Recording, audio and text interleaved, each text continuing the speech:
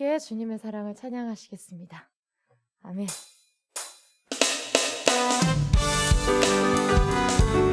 변치 않으시는 우리 주님의 사랑을 함께 찬양하며 나아가겠습니다. 아멘. 변치 않는 주님의 사랑, 거룩한 보혈에 꼭 너를 우리 다 찬양을 합시다. 주님을 만나볼 때까지 변치 않는 주님의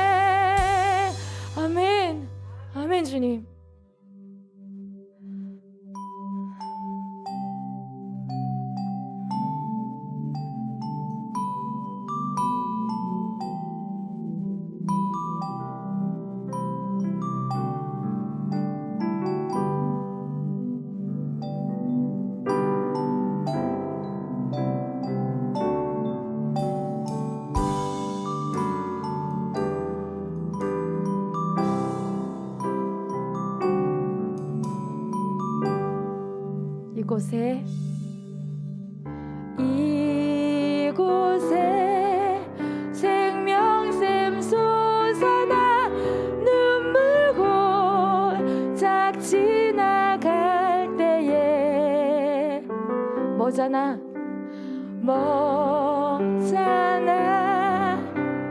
열매 맺히고 웃음소리 넘쳐나리라.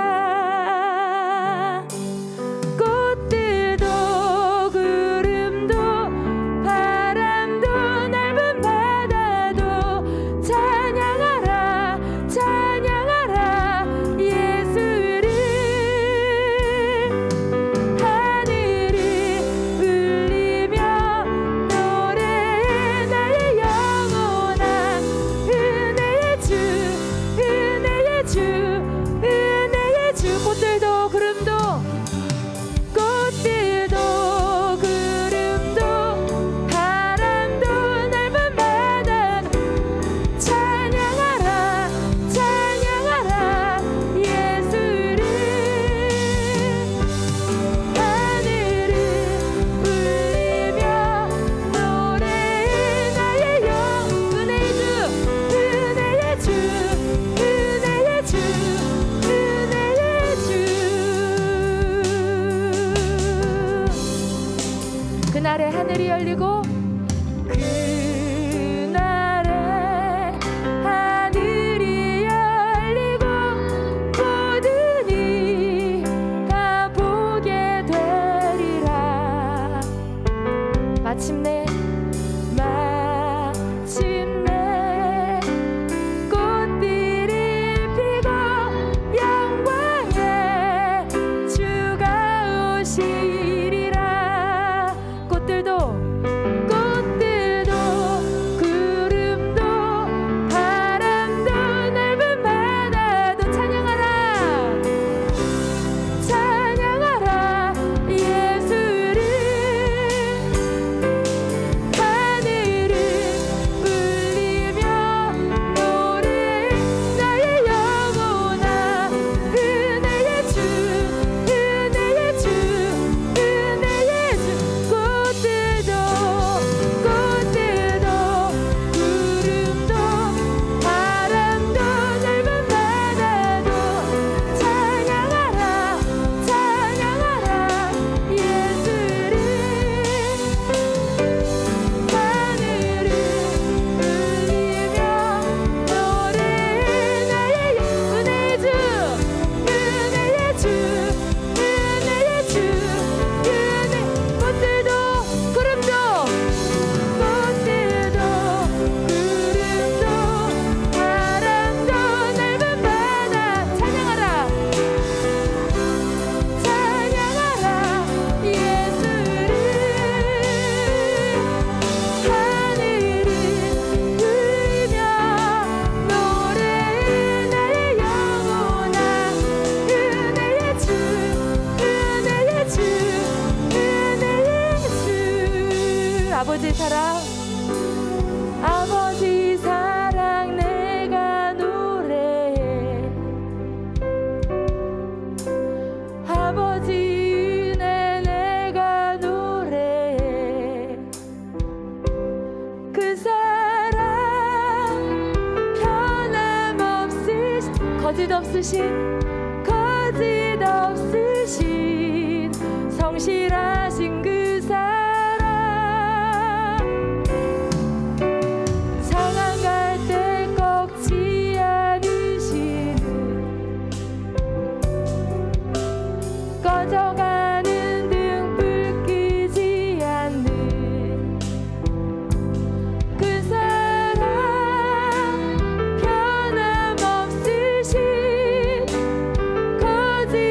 거짓없으신 성실하신 그 사랑.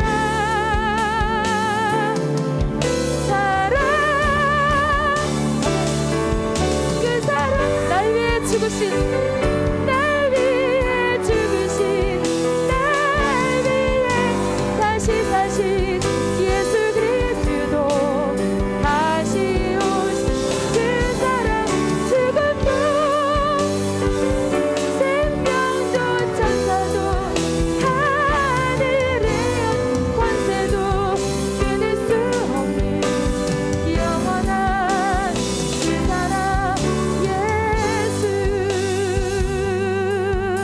아버지 사랑 내가 노래해. 아버지 사랑 내가 노래해. 예수님 아버지 은혜 내가 지금까지 인도하신 주님, 그 사랑 변함없으신 거짓 없으신 성실하신 그 사랑, 상황할 때 꺾지 않으신 꺼져가는 등불 끄지 않는 꺼져가는 등불 끄지 않는 그 사랑 변함없으신 거짓 없으신 성실하신 그 사랑, 사랑 그 사랑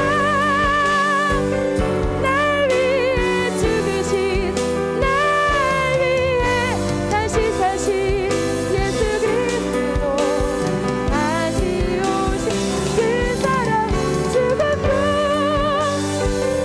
생명도 천사도 하늘의 어떤 권세도 끊을 수 없는 영원한 그 사랑, 예수 그 사랑, 날 위해 죽으신 그 사랑, 날 위해 죽으신 날 위해 다시 사신 예수님, 다시 오신 그 사랑, 죽음도 생명도 천사도 하늘의 어떤 권세도 끊을 수 없는 영원한 우리 두 손 높이 들고 고백합니다. 그 사랑 그 사랑 날 위해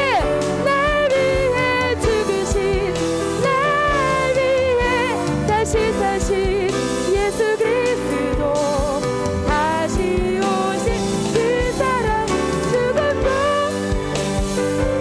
생명도 천사도 하늘의 어떤 권세도 끊을 수 없는 영원한 그 사랑, 예수.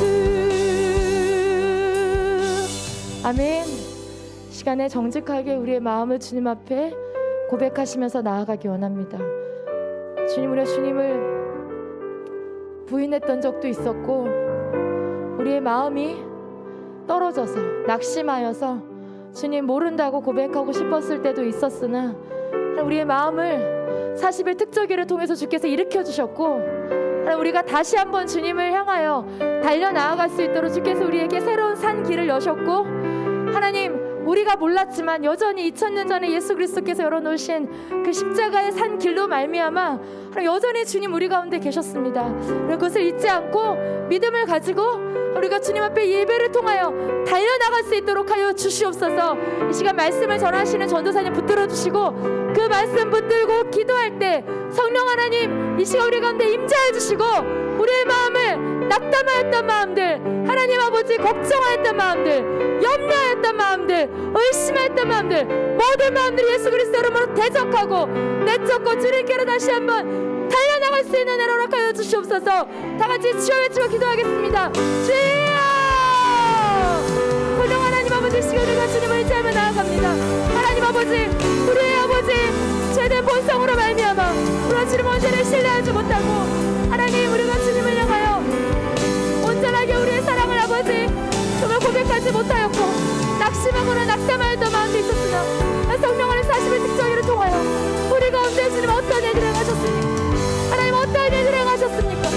그 주님의 사랑을 기억하게 해주시옵소서. 주여! 이 저녁에 주께 전도사님 수를 통하여 말씀하실 때 다시 한번 주님의 사랑을 주여! 하나님 우리가 잊지 않도록 주여 도와주시고, 날마다 여전히 하나님 아버지 우리 곁에 계신 그 주님 바라볼 수 있도록 하여 주시옵소서.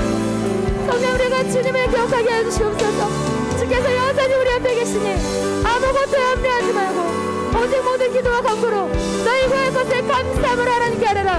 우리 안에 모든 지각에 뛰어나신 하나님의 평강이 그리스도 예수 안에서 너희 마음과 생각을 지키시리라 말씀하신 주여, 주 은혜가 아버지 하나님 이제나게 있게 해주시옵소서. 성령 하나님 시간 지금 초청하며 나아갑니다. 우리의 모든 주께로부터 오는 모든 더러운 마음들아 예수 그리스도 이름으로 명령하노니 떠나갈지어다. 성령 하나님 놀라운 하나님의 생명력으로, 놀라운 회복력으로 이 시간 우리 가운데 임하여 주셔서 하나님 말씀 붙들고 기도할 때 주여 우리가 다시 한번 일어날 수 있도록 성령님 역사해 주시옵소서. 주여.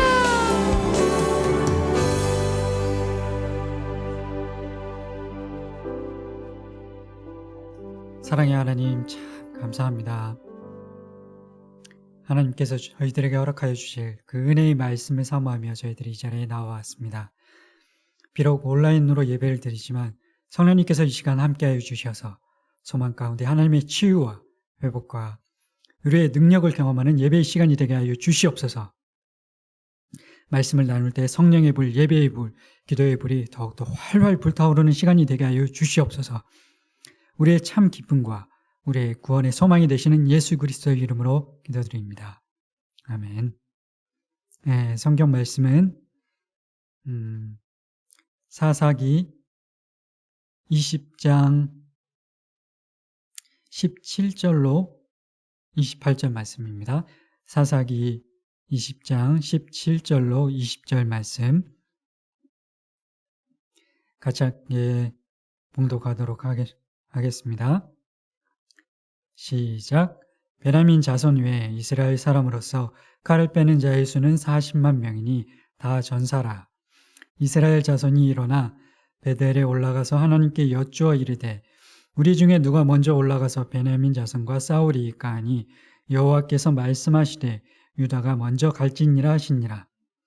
이스라엘 자손이 아침에 일어나 기브아를 대하여 진을 치니라. 이스라엘 사람이 나가 베냐민과 싸우려고 전열을 갖추고 기브아에서 그들과 싸우고자 하매 베냐민 자손이 기브아에서 나와서 당일에 이스라엘 사람 2만 2천 명을 땅에 엎드렸으나 이스라엘 사람들이 스스로 용기를 내어 첫날 전열을 갖추었던 곳에서 다시 전열을 갖추니라. 이스라엘 자손이 올라가 여호와 앞에서 저물도록 울며 여호와께 여쭈어 이르되 내가 다시 나아가서 내 형제 베냐민 자손과 싸우리이까 하니 여호와께서 말씀하시되 올라가서 치라 하시니라. 그 이튿날에 이스라엘 자손이 베냐민 자손을 치러 나아가매 베냐민도 그 이튿날에 기브아에서 그들을 치러 나와서 다시 이스라엘 자손 18,000명을 땅에 엎드렸으니 다 칼을 빼는 자였더라. 이에 온 이스라엘 자손 모든 백성이 올라가 베델에 이르러 울며 거기서 여호와 앞에 앉아서 그날이 저물도록 금식하고 번제와 화목제를 여호와 앞에 드리고 이스라엘 자손이 여호와께 물으니라. 그때에는 하나님의 언약궤가 거기 있고 아론의 손자인 엘르아살의 아들 비느하스가 그 앞에 모시고 섰더라. 이스라엘 자손들이 여쭈기를 우리가 다시 나아가 내 형제 베냐민 자손과 싸우리이까 말리이까 하니 여호와께서 이르시되 올라가라. 내일은 내가 그를 내 손에 넘겨주리라 하시는지라. 아멘. 네. 오늘 설교 제목은 우리를 패배하게 놔두시는 하나님입니다. 네. 하나님은 우리를 승리하게 하시는 분 아니야? 내가 잘못 들었나? 그렇게 생각하실 수도 있는데 잘못 들으신 게 아닙니다. 다시 말씀드리자면 오늘 설교 제목은 우리를 패배하게 놔두시는 하나님입니다. 이상하죠? 하나님께서 우리를 패배하게 놔두신다니 그 이유가 뭘까요? 새해를 시작하면서 한 해 모든 일 가운데 우리 믿음의 자녀들은 뭐 항상 승리하는 일만 있었으면 좋겠는데 그렇지 않을 수 있다는 것입니다. 올 한 해 우리는 누구도 예외 없이 내가 원하지 않는 패배, 실패를 한두 가지 경험하게 되실 수 있습니다. 2022년 올 한 해 정말 굵직굵직한 여러 가지 대형 이벤트들이 많이 있는데 뭐 스포츠 이벤트로는 곧 있으면 2월 달에 그 베이징에서 동계올림픽이 열리고 또 연말에는 축구 그 월드컵이 카타르에서 또 열리게 됩니다.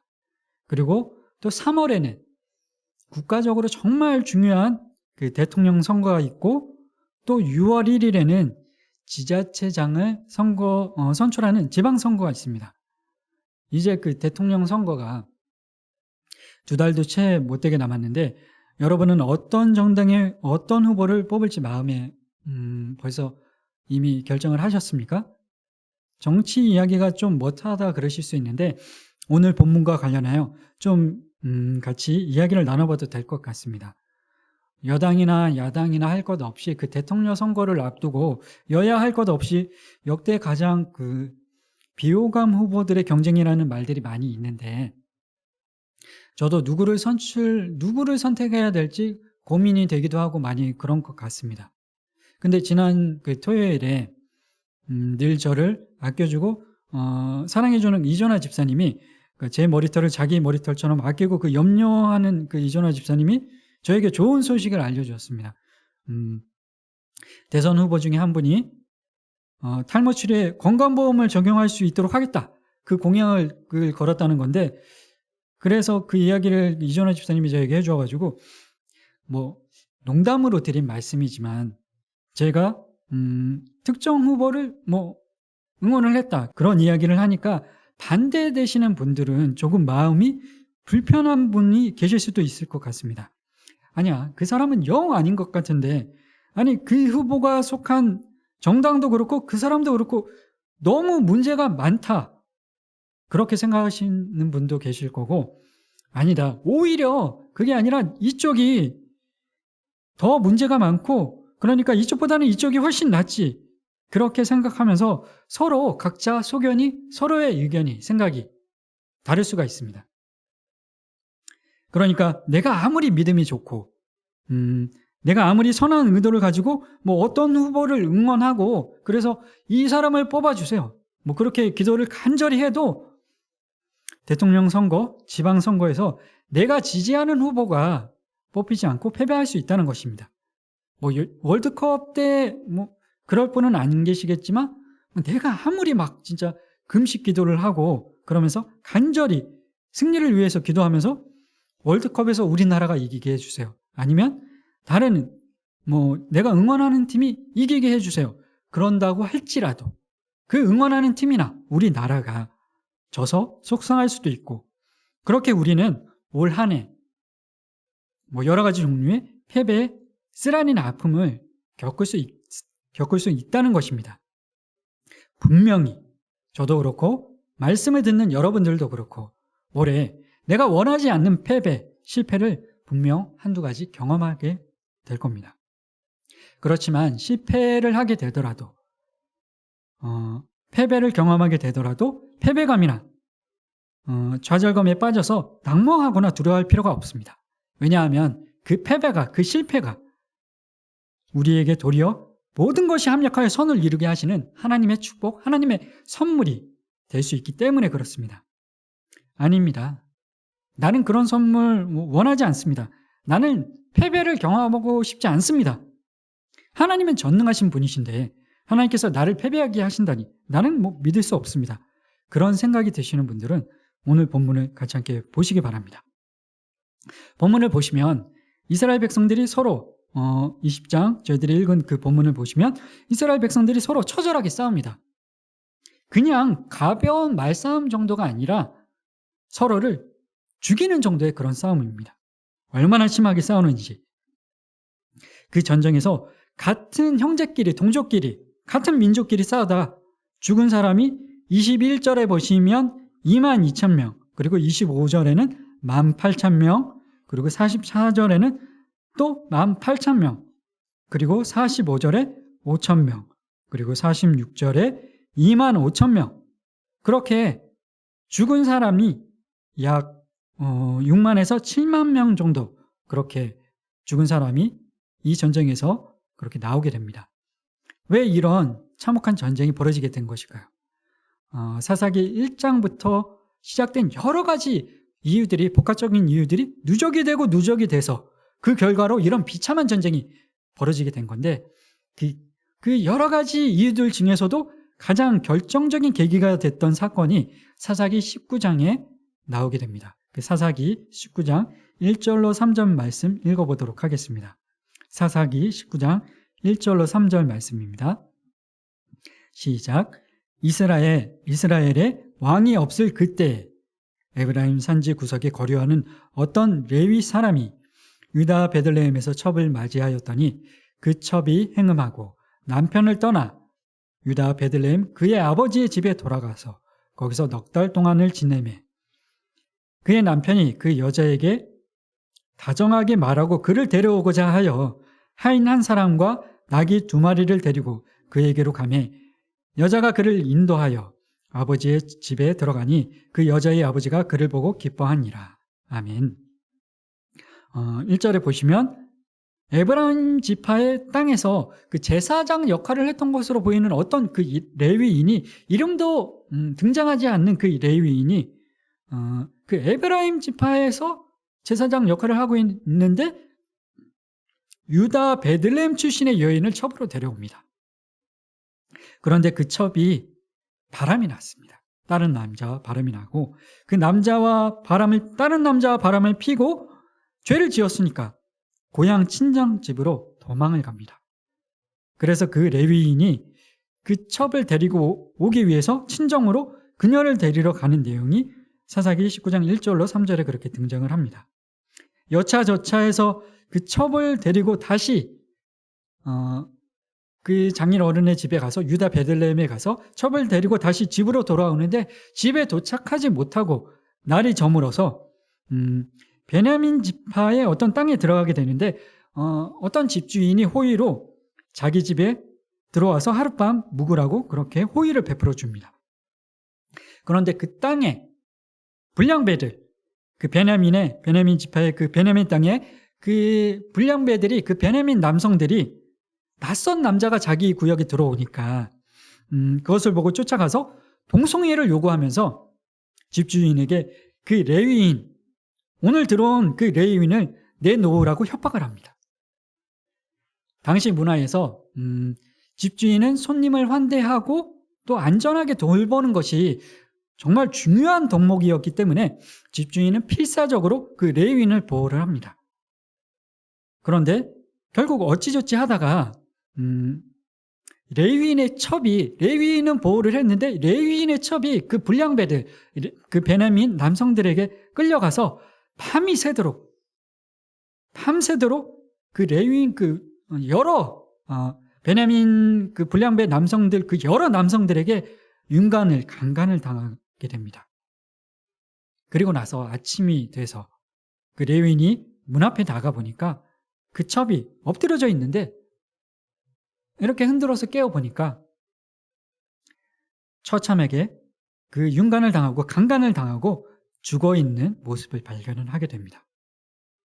레위인은 그 자기의 첩, 그 시체를 나귀 위에 싣고 그 에브라임의 자기 그 집으로 돌아와서 앞에 그 사건들만큼이나 충격적인 일을 그 레위인이 또 벌이게 됩니다. 그 첩의 시체를 12덩이로 나눠서 이스라엘 각 지파, 그 12지파의 각 지파의 그 시체 그 각 조각 난 그 덩이들을 보내고 자신이 베냐민 지파에서 들어가서 당한 일을 알리게 됩니다.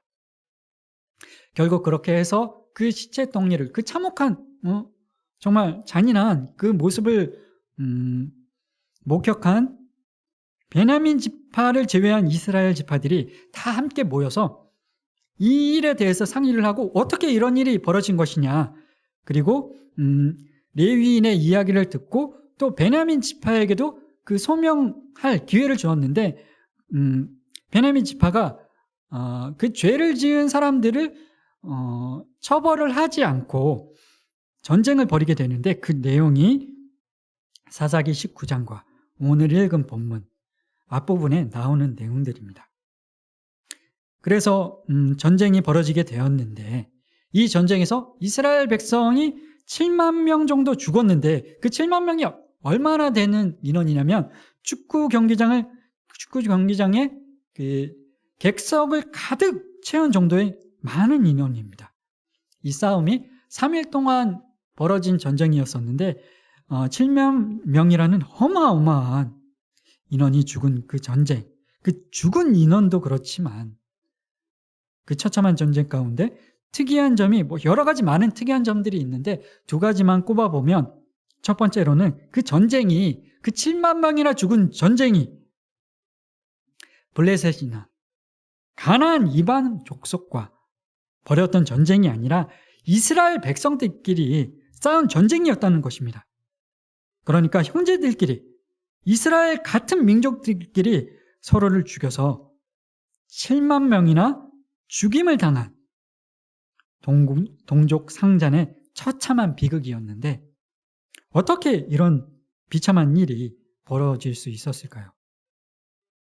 그 이유를 뒤에 살펴보기로 하고 두 번째 특이한 점은 이스라엘 백성이 베냐민 지파를 공격하러 가는데 그 공격하러 가기 전에 총 3번 하나님께 그 뜻을 구하는 장면이 하나님의 뜻을 묻는 장면이 나옵니다. 사사기 20장 18절, 23절, 28절에 그 내용이 나오는데 읽어보도록 하겠습니다. 사사기 20장 18절 말씀입니다. 시작. 이스라엘 자손이 일어나 베델에 올라가서 하나님께 여쭈어 이르되 우리 중에 누가 먼저 올라가서 베냐민 자손과 싸우리이까 하니 여호와께서 말씀하시되 유다가 먼저 갈지니라 하시니라. 23절 말씀입니다. 시작. 이스라엘 자손이 올라가 여호와 앞에서 저물도록 울며 여호와께 여쭈어 이르되 내가 다시 나아가서 내 형제 베냐민 자손과 싸우리이까 하니 여호와께서 말씀하시되 올라가서 치라 하시니라. 28절 말씀입니다. 시작. 아론의 손자인 엘르아살의 아들 비느하스가 그 앞에 모시고 섰더라. 이스라엘 자손들이 여쭈기를 우리가 다시 나아가 내 형제 베냐민 자손과 싸우리이까 말리이까 하니 여호와께서 이르시되 올라가라. 내일은 내가 그를 내 손에 넘겨주리라 하시는지라. 아멘. 분명 그 베냐민 지파를 공격하러 가기 전에 이스라엘 그 연합군들이 하나님께 미리 공격하러 가기 전에 하나님께 그 뜻을 여쭈었는데 이상하게 처음 두 번의 경우에는 하나님께서 유다가 먼저 올라가라 그렇게 응답을 해주시는데 하나님의 응답을 받고 전쟁에 임했는데도 불구하고 이스라엘 연합군이 베냐민 지파에게 처참하게 패배를 당합니다. 이상하지 않습니까? 입에 담기 힘든 동성애를 요구를 하고 협박을 하고 그게 또 안 되니까 밤이 새도록 여러 남자들이 그 한 여자를 윤간을 하고 그 강간을 하는 그 강간범들, 흉악한 불량배들, 그 베냐민 지파가 심판과 징계로 패배하는 것이 하나님의 공의와 하나님의 정의에 부합하는 것 같은데 근데 어째서 하나님의 응답을 받고 베냐민 지파를 공격하러 들어간 이스라엘 연합군이 어째서 패배하게 되었을까요? 왜 하나님의 뜻을 구하고 그 응답을 받아 공격을 했는데도 불구하고 패배할 수밖에 없었을까요?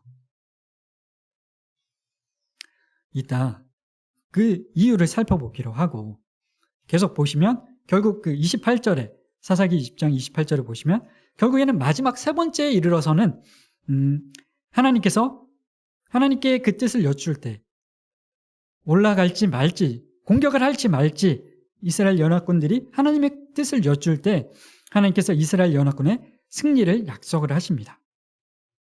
이스라엘 연합군의 최종 승리로 어떤 일들이 벌어지냐면 베냐민 지파는 그 전체 가문의 지파의 인구 수가 총 26,000명 정도 됐었는데 그 26,000명 중에 상당수가 사망을 하고 결국에는 그 베냐민 지파는 600명밖에 남지 않게 됩니다. 그런 비극적인 전쟁이 있었는데 최종적으로는 그 이스라엘 연합군이 이겼지만 왜 앞에서 두 번이나 이스라엘 연합군이 패배했을까요? 왜 하나님께서는 그 선택받은 이스라엘 백성들이 그렇게 서로 처참하게 싸우고 죽이고 그리고 그 결과로 베냐민 지파는 하나님께서 가나안 족속을, 그 가나안 민족을 대하듯이 그 베냐민 지파를 멸절당할 상황까지, 그 처참한 상황까지 놓아두게 내버려 두셨을까요? 베냐민 지파가 그 전쟁으로 2만 6천 명 정도 되는 인구 중에 총 그 2만 6천 명 중에 3% 정도 되는 600명만 남기고 멸절되다시피 한 것은 그들 자신의 흉악한 죄 때문이었습니다. 가나안 이방 족속이나 저지르는 그 동성애나 강간이나 정말 입에 담지 못할, 그 서슴지 못할 죄를 저지르고, 그리고 그에 대해서 이스라엘 연합군이 해명을 요구를 하고 소명 기회를 주었을 때, 그리고 그 범죄 당사자들을 넘겨라, 처벌해야 되지 않겠냐, 넘겨라 할 때 거기에 응하지 않고 자기네 족속이라고, 자기네 지파라고 옹호하면서 베냐민 지파 전체가 그 심각한 도덕적 불감증과 더러운 죄의 부패성을 동일하게 같이 함께 안고 있었음을 우리는 알 수 있는 것입니다. 그러니까 그 베냐민 지파가 3% 정도만 600명 정도만 남고 멸절되다시피 한 것은 그 베냐민 지파 스스로의 죄 때문이었다는 것입니다. 그럼 두 번째로, 이스라엘 연합군은 베냐민 지파의 그 동성애와 강간과 그 처참한 입에 담지 못할 그 죄를 징계하기 위해서 공격하러 들어갔는데, 이스라엘 연합군은 왜 하나님의 뜻을 구하고 공격하러 들어갔는데도 불구하고 두 번이나 패배하고, 또 그 이스라엘 연합군도 군인들이 죽게 되는 쓰라린 고통을 왜 겪어야 했을까요? 그 도덕적 불감증과 더러운 죄의 부패성이 베냐민 지파뿐만이 아니라 이스라엘 모든 지파들에게도 있었기 때문입니다.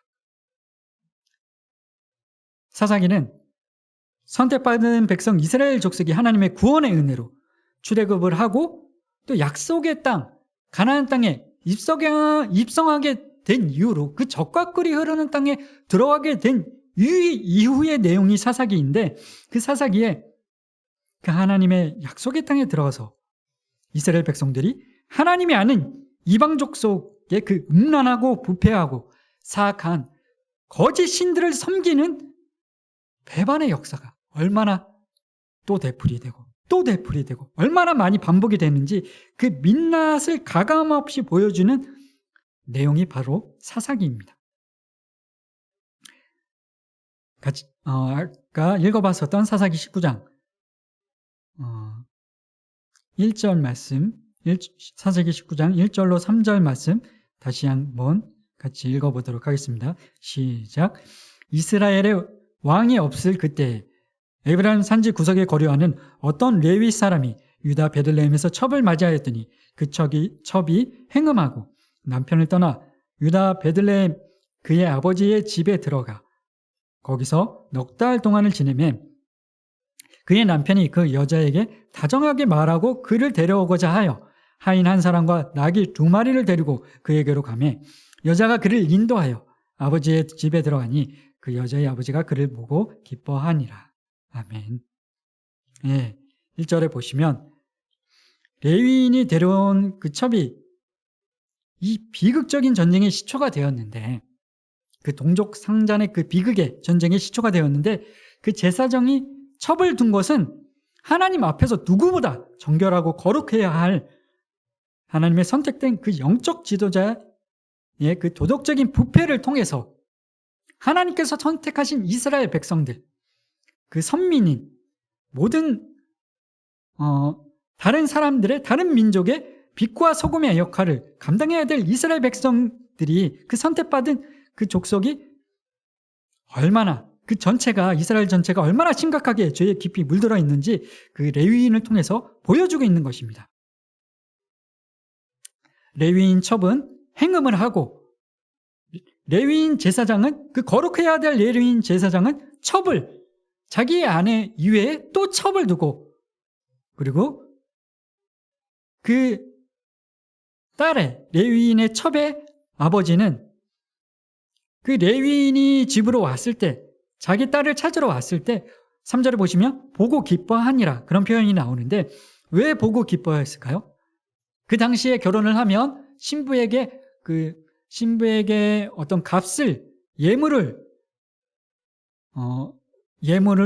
그 장인 어른에게 처갓집에 주는 그런 관례가 있었는데, 그 돈을 받았으니까, 그 예물을 받았으니까 자기 딸이 문제를 저질러서 파혼을 당하게 되면, 첩이라고 하더라도 그 예물을 받았는데 파혼을 하게 되면 그 돈을 다시 되돌려줘야 되는 그런 상황이 벌어질 수 있으니까 기뻐하면서 음행한 딸을 처벌해야 되는 그 레위인 첩의 아버지는 그 레위인이 집에 찾아왔을 때 기뻐하면서 어떻게든 이 일을 좋게 마무리하려고 했었던 것입니다.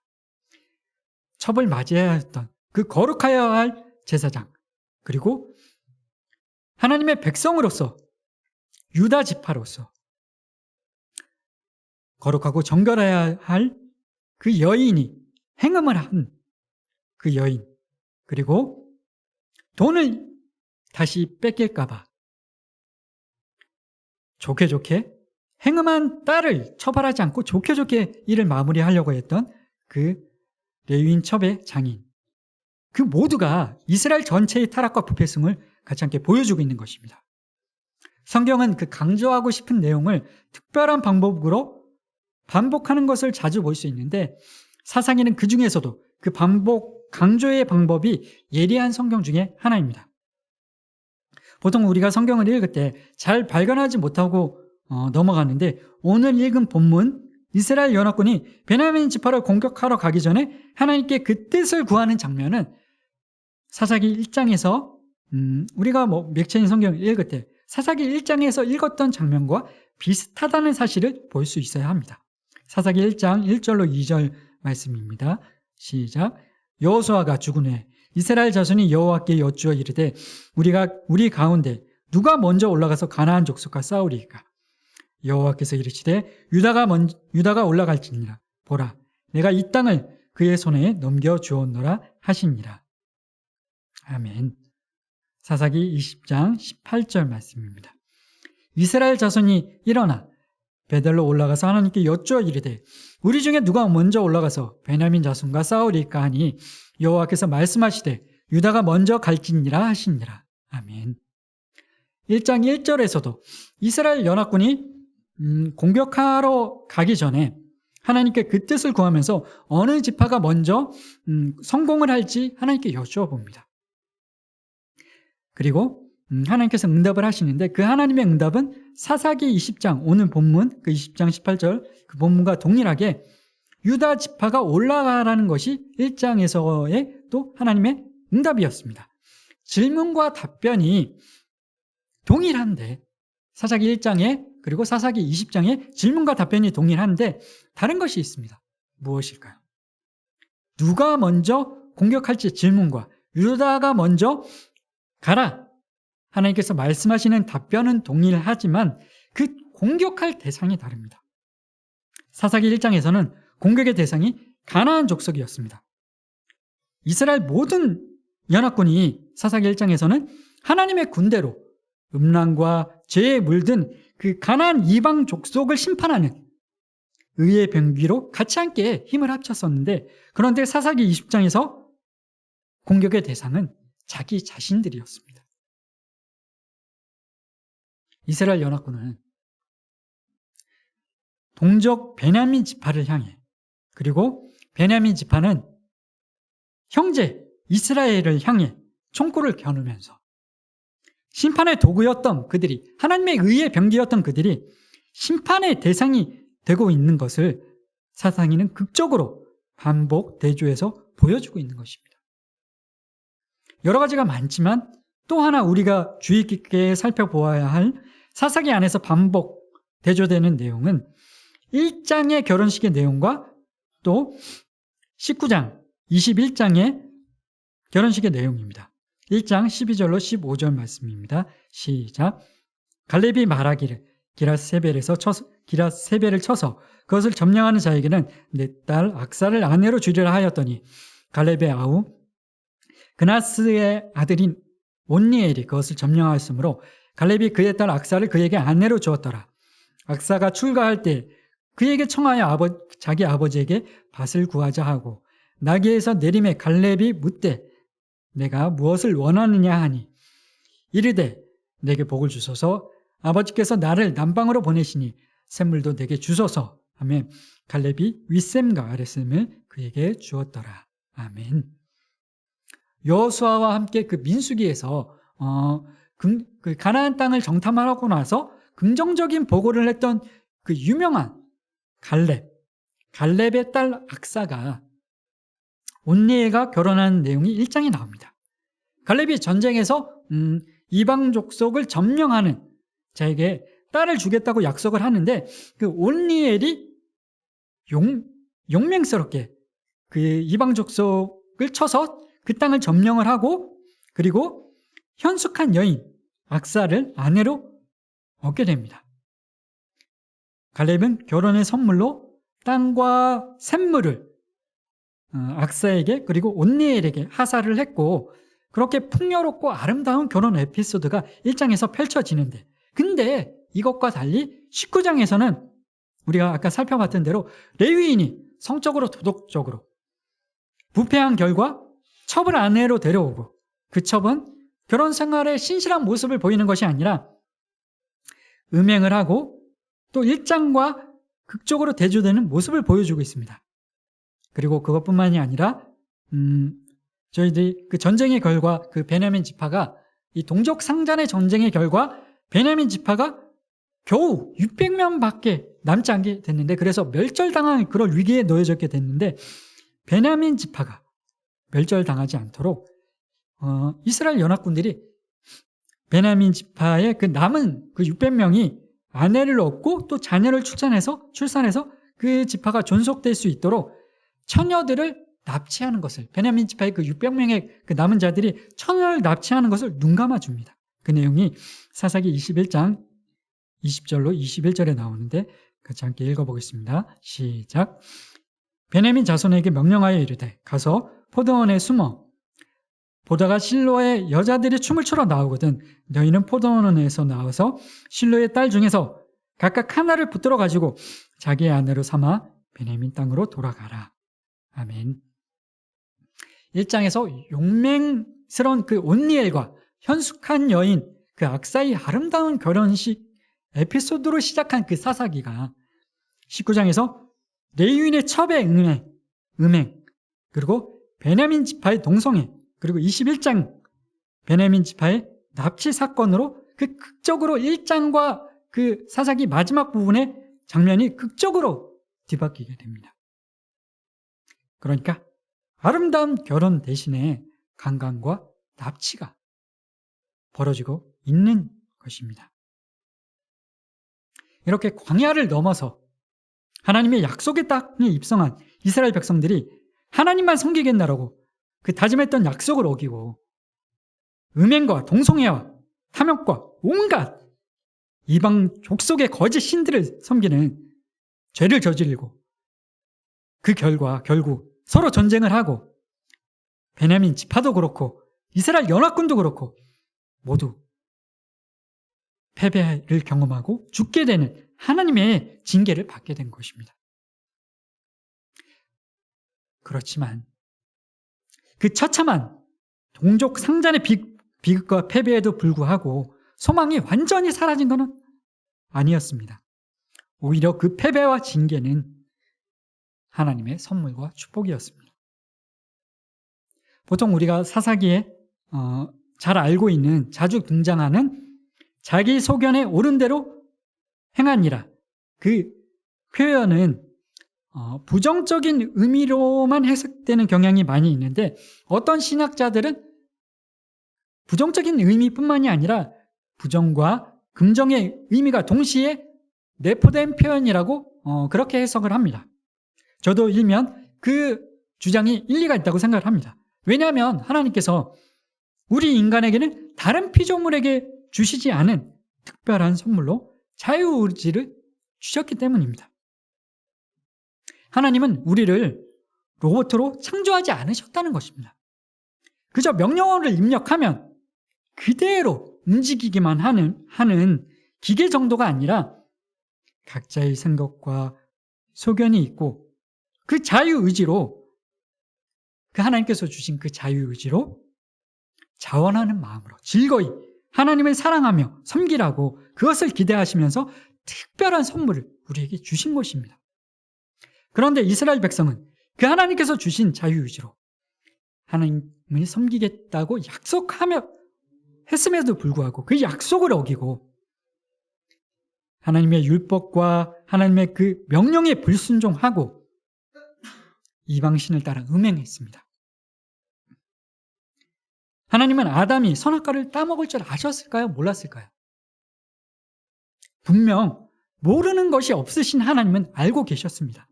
아담이 하와가 선악과를 따먹을 줄 알고 계셨습니다.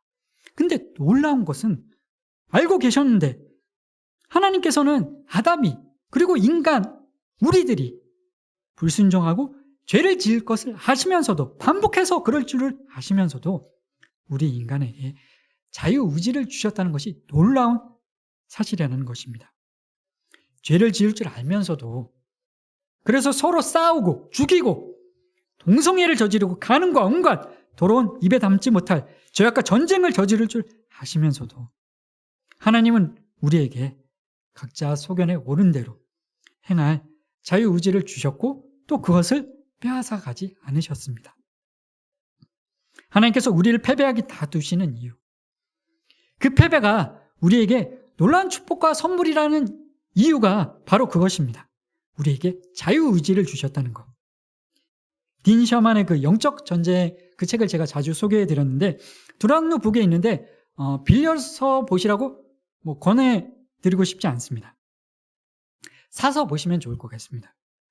정말 모두 사서 한 권씩 사서 소장할 만한 그런 가치가 있는 좋은 책인 것 같습니다. 저희들이 읽어보니까 그런 좋은 책인 것 같은데, 그 책에서 하나님께서 죄를 그냥 내버려 두시는 이유가 무엇인가, 왜 선하신 하나님께서, 그 능력, 전능하신 하나님께서 왜 죄를 그냥, 전쟁을, 고통을, 아픔을 왜 그냥 보시면서 내버려 두시는가, 거기에 대한 의문과 질문에 대해서 그 이유를 세 가지로 이렇게 이야기를 하고 있습니다. 첫 번째는 죄가 존재하지 않는 상태보다, 아픔과 고통이 존재하지 않는 상태보다 우리 인간에게 자유의지가 있는 상태가 더 중요하기 때문에, 더 소중하기 때문에 제한적으로 죄와 아픔과 고통과 전쟁을 허용하신다는 것입니다. 두 번째 이유는 하나님은 공의의 하나님이시기 때문에 죄에 대한 심판과 징계의 결과로 전쟁과 같은 그런 고통을 우리가 겪을 수 있다는 것입니다. 세 번째로 죄와 전쟁과 그 고통이 우리 믿는 사람들에게는, 믿지 않는 사람들에게는 저주이지만 우리 믿는 사람들에게는 그 전쟁과 고통과 역경과 환난이 우리 믿는 사람들에게는 우리를 더 성숙하게 하는, 하나님을 더 깊이 만나게 하는 도구가 될 수 있기 때문에 하나님은 때로 우리를 패배하게 놔두시기도 하시고 죄를 제한적으로 허용하시기도 하신다는 것입니다. 약속의 땅 가나안에 입성한 이스라엘 백성은 반복해서 하나님을 배신하고 죄를 짓고, 그러다 결국 서로가 서로에게 총구를 겨누고 처절하게 싸우며 죽임을 당하는 고통의 시간을 겪었습니다. 그런데 그 내용이 사사기에 나오는 단순히 과거의 역사의 기술이 아니라 지금 현재 우리 역사와도 너무 많이 닮아 있는 것 같습니다.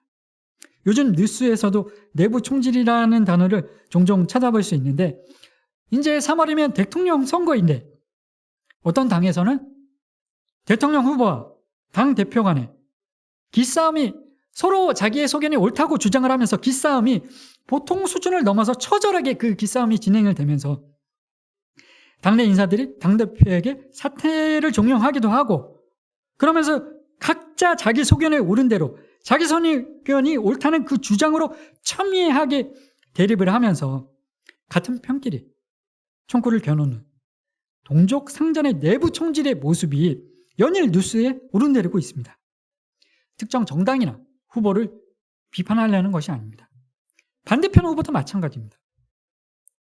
그 동족끼리, 그 형제끼리, 형제 간에 싸움이 벌어져서 그 부모를 욕한 형에 대한 분노와 응징이라고 하면서 자신도 입에 담지 못할 욕설을 한 것이 씻기 어려운 오점으로 남아서 계속 사람들의 입방아에 오르내리는 뉴스를 우리는 보고 있습니다. 그러니까 어느 한 당, 어느 후보를 비판하는 것이 아니라 우리 모든 인간의 죄성과 자기 소견과 동족 상잔의 비참함이 지금도 그 당시와 동일하게 우리 눈앞에 펼쳐지고 있다는 것입니다. 우리는 지금 이 시대에 얼마나 서로 자기 소견이 옳다고 날선 비판과 비난으로 첨예하게 대립하는 시대를 살고 있는지 모릅니다. 가족 같은 그 당내에서 서로 대립을 하고 형제끼리 욕설을 하고 부모를 욕을 하고 또 연령에 따라서 20대와 2030 세대와 6070 세대가 대립을 하고 남자와 여자가 대립을 하고 여당과 야당이 대립을 하고 동쪽 지역과 서쪽 지역이 대립을 하고 남한과 북한이 대립을 하고 미국과 중국이 대립을 하고 동성애자들, 페미니스트를 그러니까 사사기 때 그때 못지않은 각자 자기의 소견에 옳은 대로 사는 모습이 더욱더 심화된 것을 볼 수 있는 세상에 우리는 살고 있습니다. 그런데 놀라운 것은 이렇게 죄가 간영한 상태에도 불구하고 하나님은 그들에게서 사사기에 그 이스라엘 백성들에게서 또 우리에게서 우리 소견에 옳은 대로 선택하고 생각하고 말하고 행동할 수 있는 자유를 박탈하지 않으시고 계시다는 사실입니다. 그 자유로 우리는 반복해서 또 죄를 선택하고 또 반복해서 서로 자기의 소견이 옳다고 주장을 하면서 내부 총질과 반목과 동족 상잔의 비극을 반복을 하고 있는데 그렇게 서로 혐오하고 그것뿐만이 아니라 스스로를 혐오하는 자기 혐오의 그 극단의 시대를 우리는 살아가고 있는 것 같습니다. 이런 참혹한 상황에도 불구하고 하나님은 우리에게서 우리 소견대로 할 자유를 빼앗아가지 않으시는 이유가 무엇일까요? 왜 뺏어가지 않으시는 걸까요? 죄를 지을 줄 아시면서도 우리에게 자유를 허락하시고 그 자유를 박탈하지 않으시는 이유가 무엇인가? 소견에 따라 행동하면서 그 소견대로 배반하고 반복하는 모습을 보지 않으려면 사실 자유를 박탈하고 일당 독재, 1인 독재를 하면 됩니다.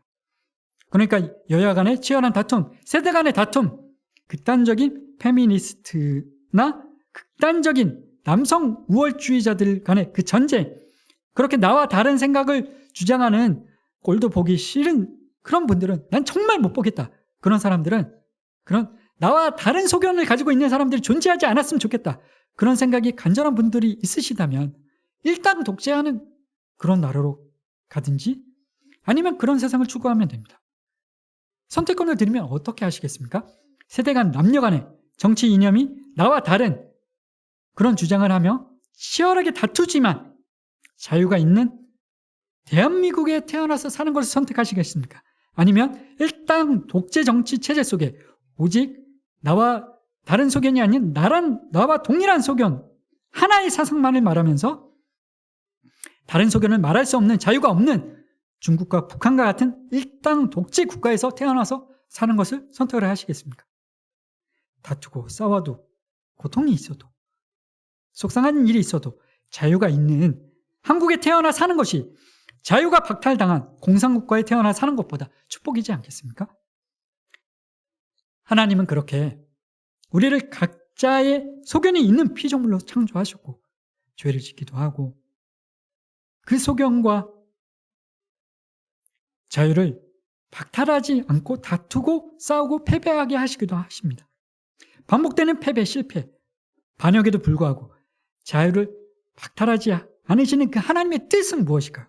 그것은 우리가 자원하여 그 우리 소견으로 우리 자유의지로 기쁨으로 즐거이 하나님께 순종하고 강함에 의한 억지 순종이 아니라 진정성 없는 무미건조한 사랑이 아니라 진실된 사랑, 자유의지에 기초한 사랑, 순종, 우리의 소견으로 즐거운 헌신으로 하나님 앞에 나아가기를 기대하시기 때문인 것입니다.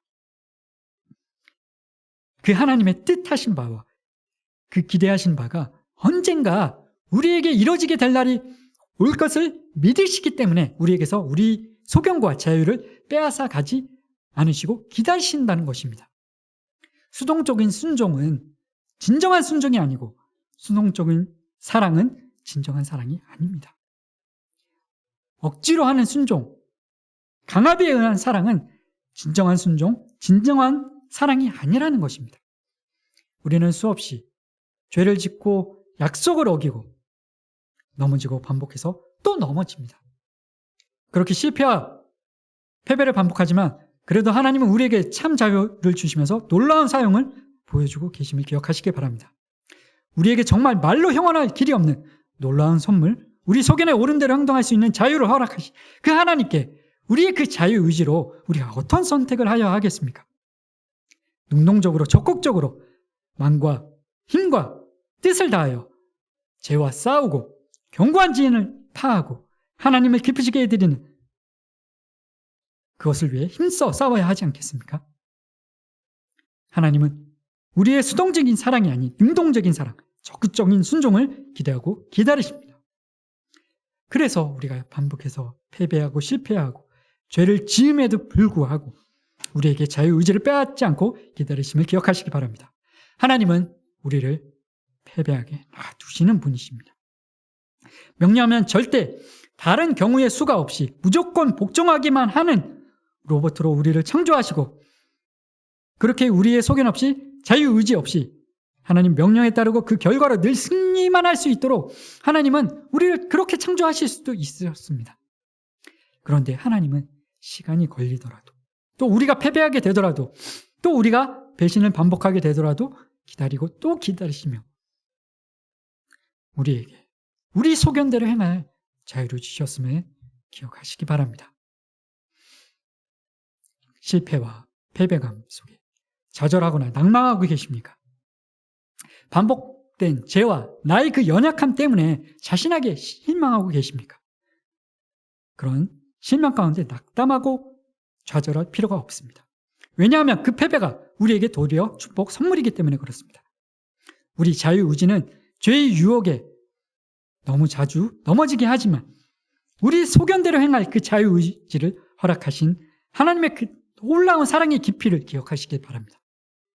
이제 그만 그 죄의 유혹을 이기고 죄와 맞서 싸워서 그 능동적인 자유의지로 즐거이 하나님을 향한 사랑의 순종의 열매를 이전보다 더욱더 풍성히 맺는 한 해 되시길 축복합니다.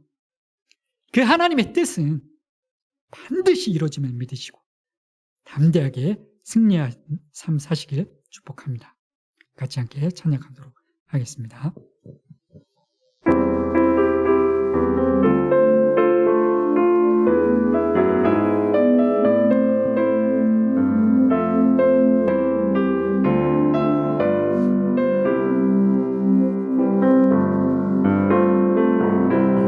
시절 지날 때 깊은 한숨 내쉴 때 그런 풍경 보시며 단식하는 분 있네.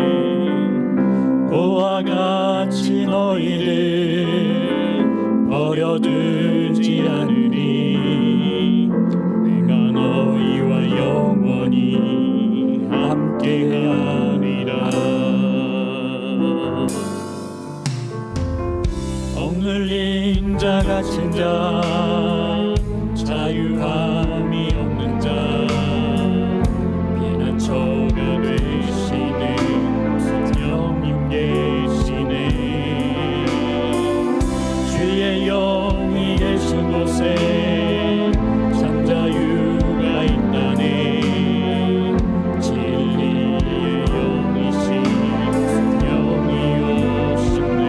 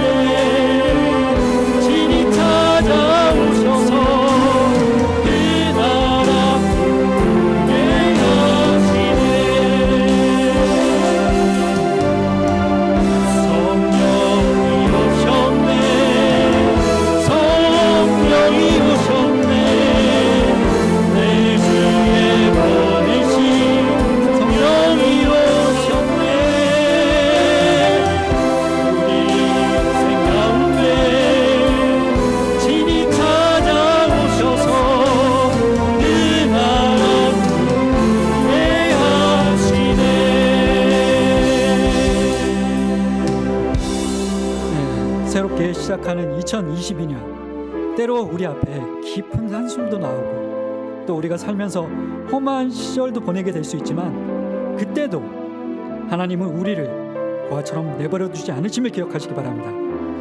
참 자유와 승리를 허락하신 하나님을 절대 믿고 신뢰하면서 승리를 선포하면서 함께 기도하도록 하겠습니다. 하나, 나는 살아계신 하나님의 자녀다. 둘, 나는 하나님의 상속자다. 나는 예수 그리스도와 함께 하나님의 받을 것이다. 셋, 나는 새로운 피조물이다. 옛것은 지나갔고 모든 것이 새로워졌다. 넷, 나는 선택받은 하나님의 자녀이며 왕의 제사장이며 거룩한 나라다. 다섯, 나는 죄책이나 정죄 아래 있지 않다. 여섯, 나는 낙담을 거절한다. 그것은 하나님께 속한 것이 아니기 때문이다. 일곱, 예수 그리스도 안에 있는 나에게 결코 정죄함이 없다. 예수 안에 있는 생명의 성령의 법이 죄와 사망의 법에서 나를 해방시켰다. 여덟, 나는 사단의 비난을 듣지 않는다. 그는 거짓말쟁이며 산이기 때문이다. 아홉, 지배권을 갖고 있지 않다. 열, 나는 유혹을 피한다. 만일 내가 죄를 지으면 중재자 예수 그리스도를 통하여 하나님께 죄를 자백하여 즉시 용서받을 것이다. 아멘. 다 같이 두 손을 크게 들고 크게 한 목소리로 외치고 기도하도록 하겠습니다. 성령님, 예수님의 보혈을 우리 기도자들 위해 뿌리시고 바르시고 덮어 주옵소서. 성령님, 우리 주님의 보혈을 우리 기도자들을 위해 뿌리시고 바르시고 덮어 주옵소서. 성령님, 예수님의 보혈을 우리 기도자들 위해 뿌리시고 바르시고 덮어 주옵소서. 아멘. 주여, 목소리 높이고 간절히 기도하도록 하겠습니다. 주여, 아버지 하나님,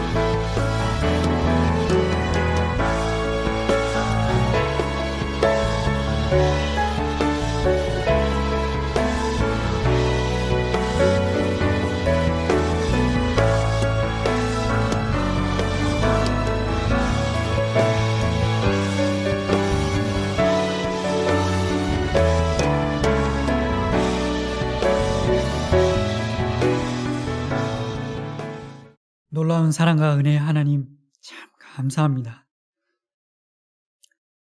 우리가 다 측량할 수 없고 우리가 다 알 수 없지만 그 하나님의 크신 사랑을 점점 더 깊이 더 많이 알아가게 하실 우리가 소망합니다.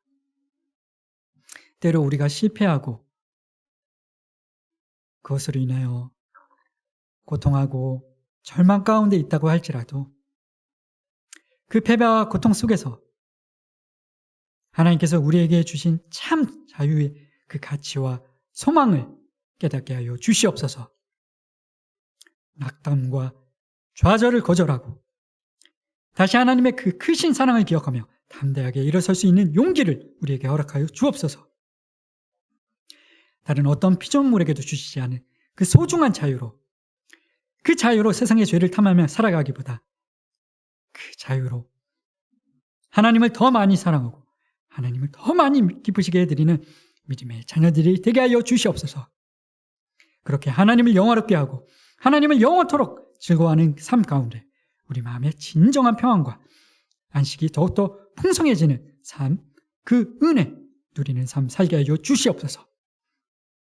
올 한 해 그렇게 하나님 우리와 동행하시는 지존자의 오른손의 해가 되게 하여 주시옵시고 특별히 목사님과 사모님께 성령 충만의 은혜를 넘치게 허락하여 주셔서 양떼들이 하나님의 그 크신 사랑을 더 잘 깨달을 수 있게 하는 그 지혜와 능력의 말씀을 공급하는 참 목자로 풍성한 사역의 열매를 맺게 하여 주시옵소서.